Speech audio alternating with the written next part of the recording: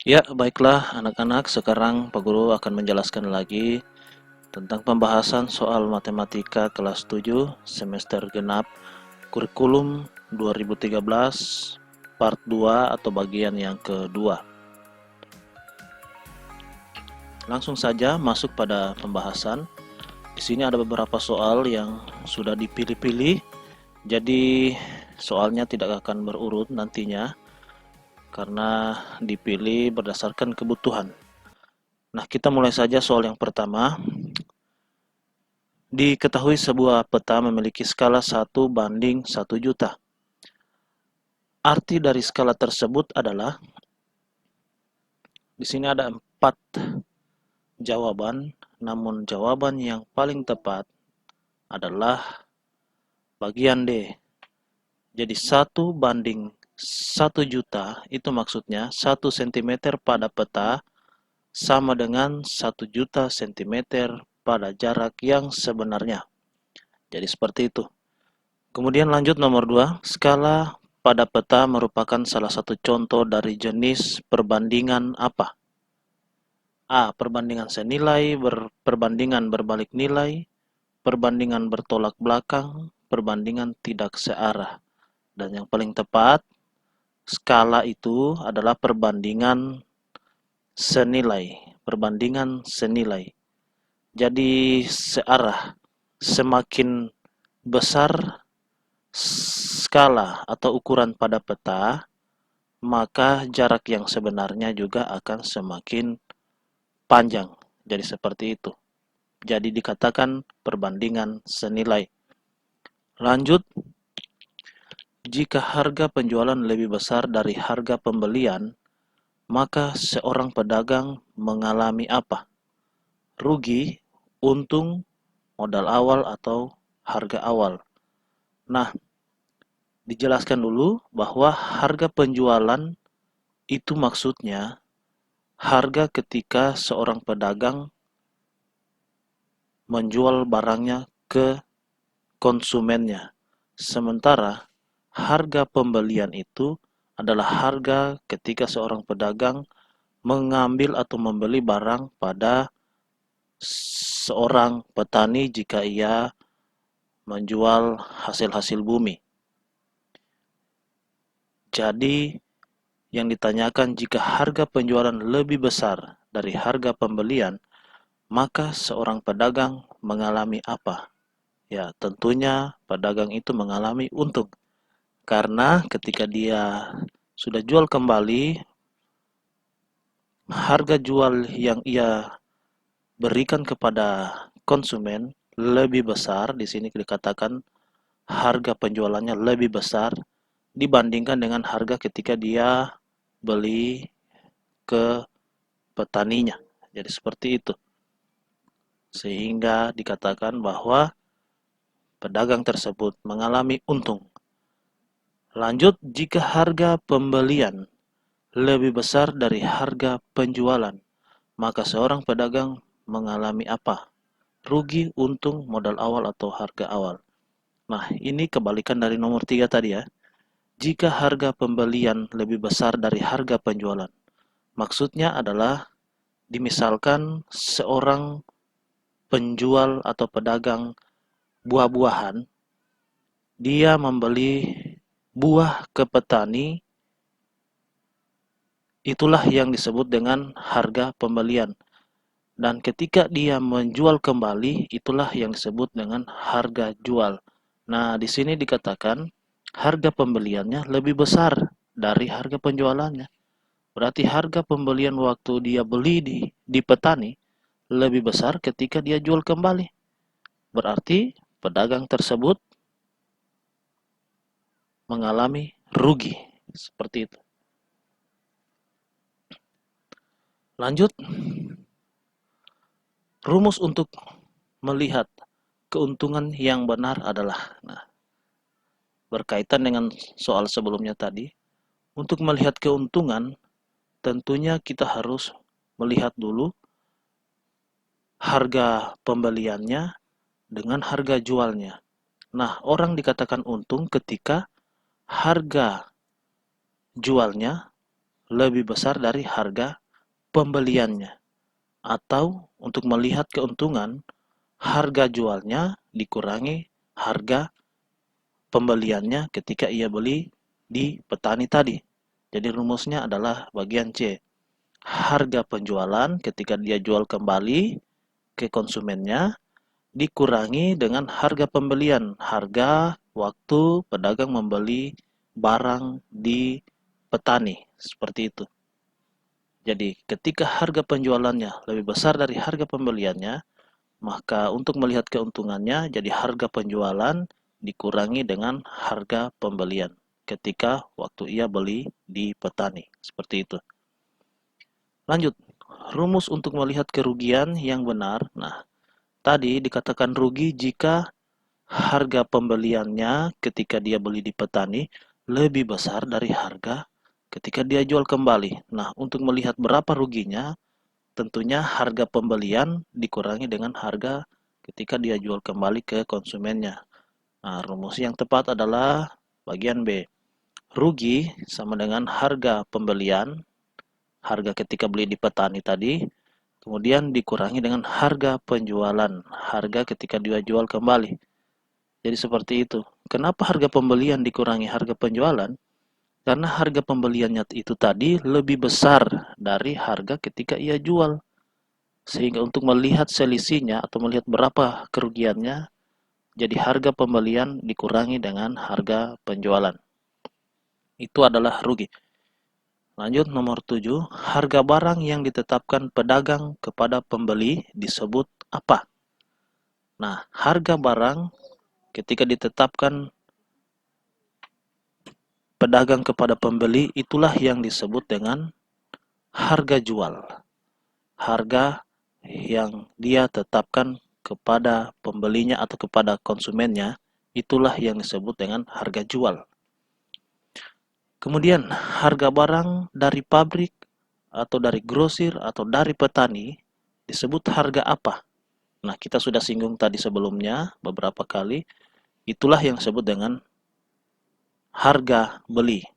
Harga ketika pertama kali dia membeli barang dari pabrik, bisa juga dari grosir atau dari petani langsung. Itulah harga beli atau biasa disebut juga modal awal.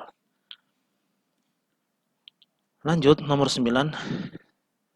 Seorang bapak membeli mobil bekas dengan harga 30 juta. Kemudian dia menjual kembali mobil tersebut kepada orang lain dengan harga 55 juta.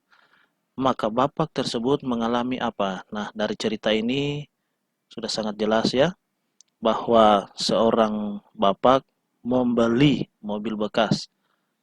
Awalnya hanya 30 juta.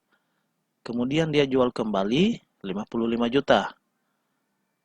Pertanyaannya, bapak itu mengalami apa? Nah, karena harga jual ini 55 juta tadi, lebih besar, ini tanda lebih besar, atau lebih dari harga beli, karena harga jual lebih dari harga ketika dia beli di awal tadi, yang pastinya bapak tersebut mengalami untung. Jadi jawabannya adalah B. Lanjut, nomor 10. Seorang pedagang membeli 5 kg jeruk kepada petani dengan harga 10.000 per kilogram. Jadi 1 kilogramnya itu 10.000.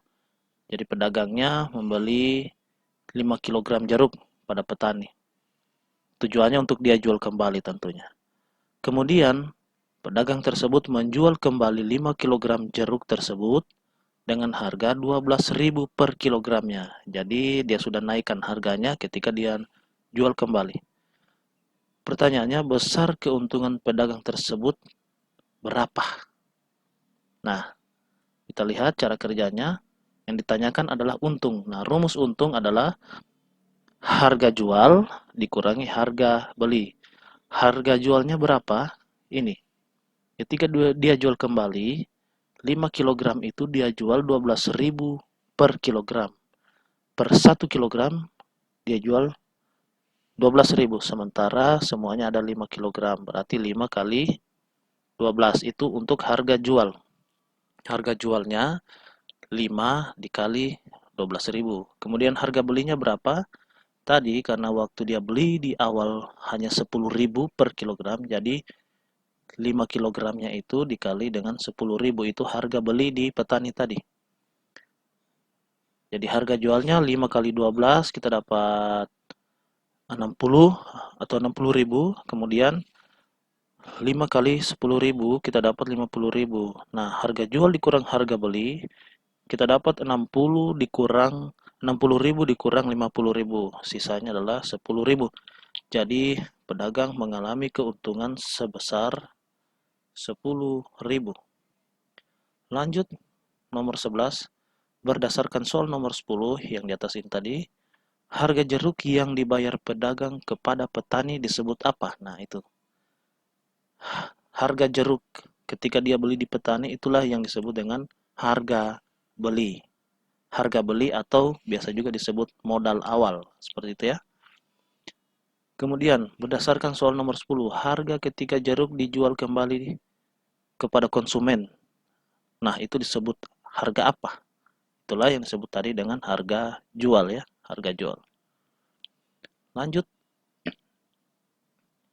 Nah, ini kata lain dari bruto. Nah, bruto itu apa? Bruto adalah berat, kemasan, dan isi suatu barang. Kemasan dan isinya. Contohnya ini. Ini adalah sebuah kaleng susu yang di dalamnya terdapat isi atau susu itu sendiri. Nah, bruto adalah berat kemasan dan isi suatu barang.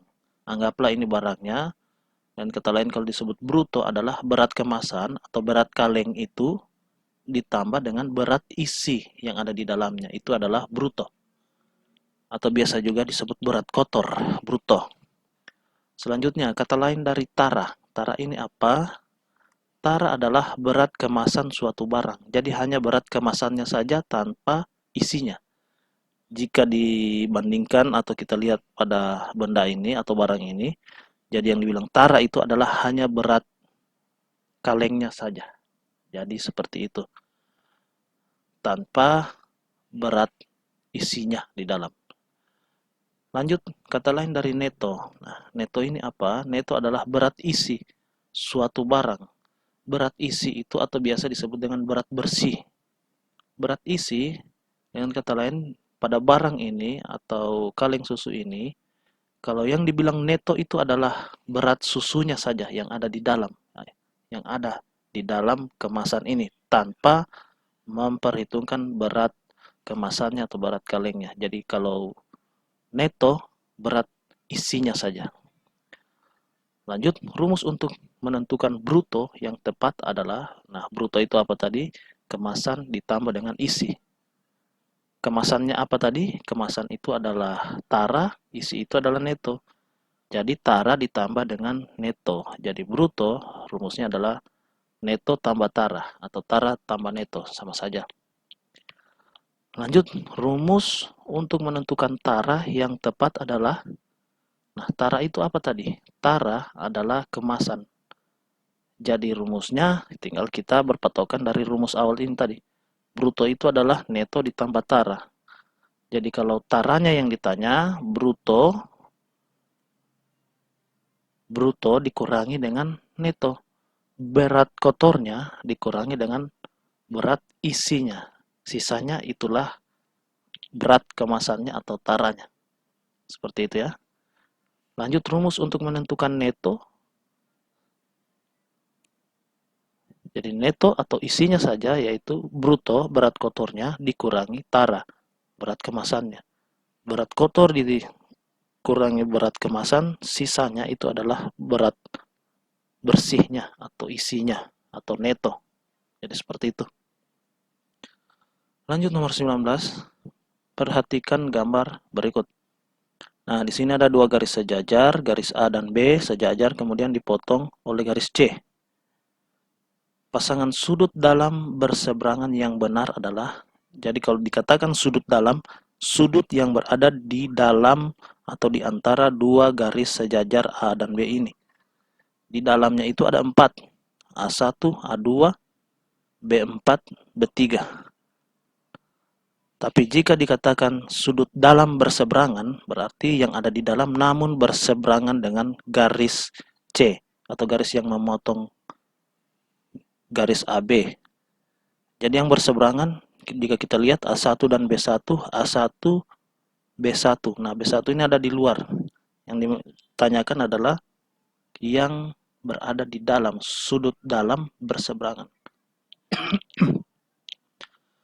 Kemudian A1 dengan B3, A1, B3. Nah, ini sama-sama sudut dalam yang ada di dalam atau di antara A dan B, kemudian berseberangan. Jadi yang tepat adalah A1 dan B3.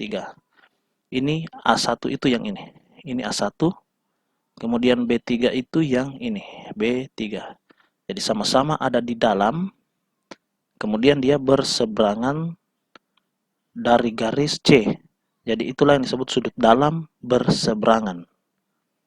Nah, jika kita perhatikan A2 dan B3, A2, B3. Nah, ini sama-sama di dalam, namun dia sepihak, tidak berseberangan. Lanjut.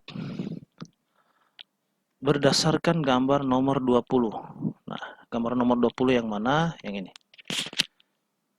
Pasangan sudut luar berseberangan yang benar adalah, nah kita lihat sudut luar yang dimaksud itu yang mana. Ini ada dua garis sejajar, kemudian dipotong oleh sebuah garis. Kalau dikatakan sudut luar adalah sudut yang berada di luar. Berada di luar. Bukan di antara dua garis sejajar ini. Berarti yang ada di luar garis sejajar itu. Nah, pasangan sudut luar berseberangan yang benar adalah luar berseberangan. Jadi kita selidiki P3 dan Q4. P3, nah P3 ini sudah ada di dalam, sudah pasti salah. Yang kita cari adalah sudut luar, jadi harus yang ada di luar. P3 ini salah juga. Lanjut di C, P2 dan Q3. P2 ini ada di luar, benar, dan Q3. Ini Q3. Nah, ini juga ada di luar. Apakah dia sudut luar berseberangan? Tidak, karena P2 dan Q3 itu sepihak. Sama-sama ada di sebelah kanannya garis yang memotong ini. Jadi itu tidak berseberangan. Sementara yang ditanyakan adalah sudut luar berseberangan. Berarti jawabannya adalah D. P2 dan Q4. Mana P2? Ini P2 yang ini sudut luar. Kemudian Q4 yang ini sudut luar juga, namun berseberangan dengan garis L yang melintang ini. Itulah yang disebut dengan sudut luar berseberangan. Lanjut, berdasarkan gambar nomor 20 yang ini, pasangan sudut yang saling berpelurus yang benar adalah yang mana? Nah, sudut berpelurus itu yang mana? Kita lihat P1 dan P2. Perhatikan ini. Ini P1, ini P2. Kenapa dikatakan berpelurus? Karena ketika dua sudut ini digabungkan, P1 dan P2, dia membentuk sudut atau garis lurus. Lanjut nomor 24. Berapakah jumlah sisi pada bangun segitiga? Nah, kita tahu semua ini adalah gambar jenis-jenis segitiga. Kalau dikatakan jumlah sisi berarti yang ini. Pak Guru ambil contoh segitiga ABC, sisinya adalah AB, BC, dan CA. Sisinya ada 3. Kemudian jumlah besar sudut pada segitiga adalah, nah, dan salah satu sifat dari segitiga, mau bentuk seperti apapun segitiganya, ketika 3 sudutnya dijumlahkan, dia pasti besarnya 180 derajat. Seperti itu. Pak Guru kasih contoh yang ini, di sini dikatakan 60 derajat, di sini 60, ini 60. Nah, 3 kali 60, kalau kita jumlahkan semua ini, 60 tambah 60 tambah 60, semuanya 180 derajat. Demikian pun pada segitiga yang lain.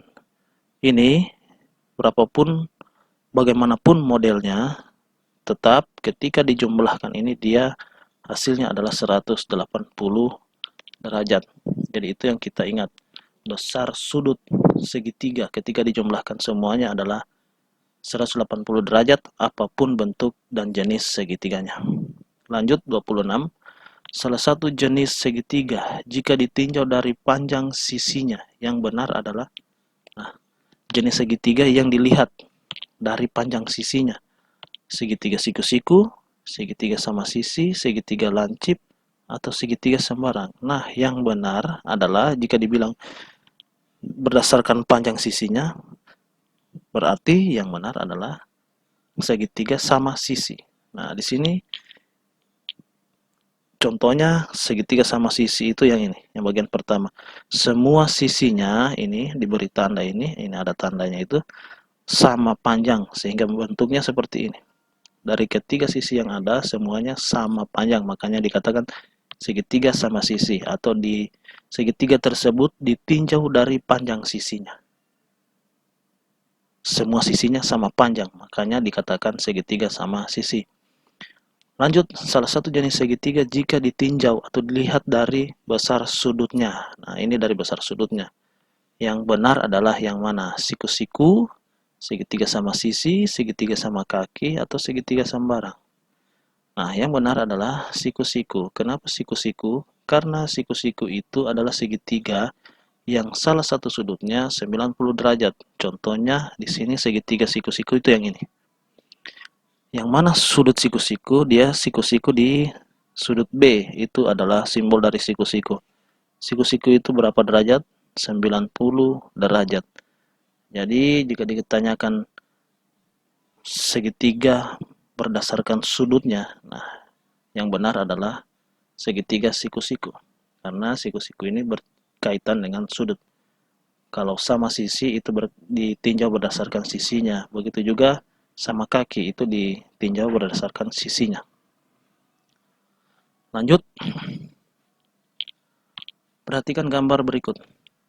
Besar sudut L. Nah, di sini sudut L itu masih dalam bentuk perumpamaan, diumpamakan sudut L atau dimisalkan sudut L itu 2x derajat. Kemudian sudut M itu 3x derajat, sudut K itu x derajat. Semuanya belum dalam ukuran yang aslinya. Nah, yang ditanyakan sudut L. Nah, kita gunakan tadi untuk mendapatkan sudut L, kita gunakan sifat segitiga tadi bahwa ketika ketiga sudutnya dijumlahkan hasilnya adalah 180. Nah, cara kerjanya seperti ini, X yang ini ya, ditambah 3X yang ini, sudut yang ini, ditambah lagi dengan sudut L. Jadi ketiga ini kita tambah, X ditambah 3X ditambah 2X, itu hasilnya pasti 180 derajat. Nah, berangkat dari ini, kita cari nilai X-nya. Di sini tinggal kita jumlahkan semua X-nya. Jadi di sini 1X, ini 3X, di sini 2X. Karena semuanya sudah sejenis, sejenis itu apa? Variabel dan pangkatnya sama. Di sini sama-sama variabel X, kemudian pangkatnya sama-sama pangkat 1. Jadi bisa dijumlahkan semua ini. Jadi 1 tambah 3 ditambah 2. Semuanya kita dapat 6X. Sama dengan 180.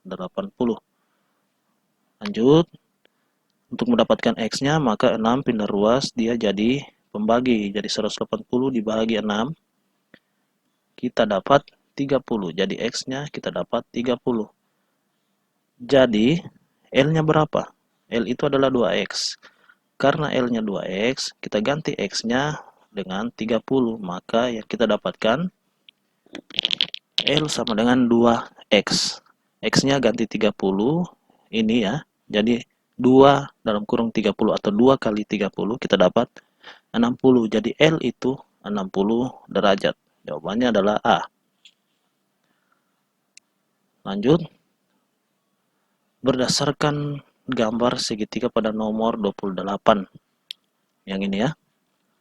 Yang tadi K, L, M, K-nya X, L-nya 2X, M-nya 3X. Besar sudut M. Nah, yang ditanyakan sudut M. M-nya itu 3X. Nah, cara kerjanya seperti ini. Diketahui X tadi kita sudah dapat bahwa X-nya itu 30 dan M-nya 3x, maka kita tinggal ganti nilai x di sini dengan 30 karena dikatakan x itu adalah 30. Jadi kalau dikatakan M sama dengan 3x, x-nya ini kita ganti dengan 30 untuk mendapatkan atau mencari nilai M yang sebenarnya. Jadi M sama dengan 3x, x-nya ganti 30 seperti ini, jadinya M sama dengan 3 dalam kurung 30 atau 3 kali 30 kita dapat 90. Jadi jawabannya adalah D, 90 derajat. Lanjut, nomor 30, nomor yang terakhir. Perhatikan gambar ini. Gambar ini. Gambar di atas merupakan penyajian data dalam bentuk apa? Nah, kalau ini sudah jelas, ini adalah diagram batang, ya. Ini batang-batangnya. Jadi diagram batang. Kalau diagram garis, lain lagi, dia dalam bentuk garis. Seperti itu. Oke, sampai di sini pembahasan kita. Silakan dipelajari baik-baik.